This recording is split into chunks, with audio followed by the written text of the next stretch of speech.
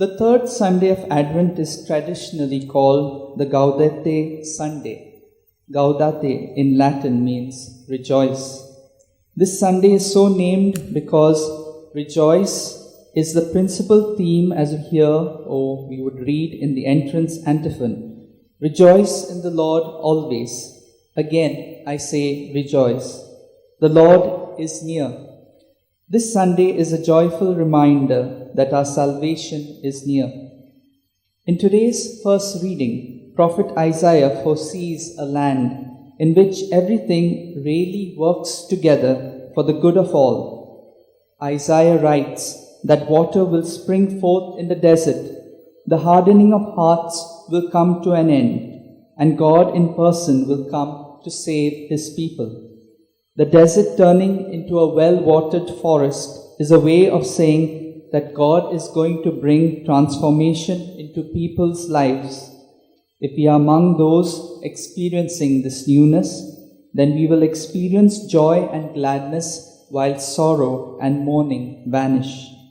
St. James, in today's second reading, encourages us to be patient, because only with patience can we wait for the world to be transformed into God's own image. James tells us to take the prophets of old as our models. The prophets were able to wait for a world to come in which everything would be perfect and where people would live in peace with one another. In today's Gospel, John from prison sends word to Jesus, asking if Jesus is the Messiah for whom he has been waiting. Jesus responds by pointing to the miracles that he has been working and invites John's disciples to make their own conclusions. In his next breath, however, Jesus praises John for his role in preparing the way for him. Then Jesus says that all of those who work for the kingdom of God will be even greater than John.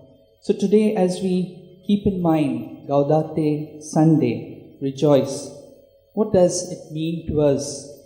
For some of us, as we come across people, some seem to be happy by nature, others mournful by nature. Here is a story of a priest who always preached mournful sermons. He was asked by his parish priest to preach about Saint Joseph instead, as he was a cheerful man.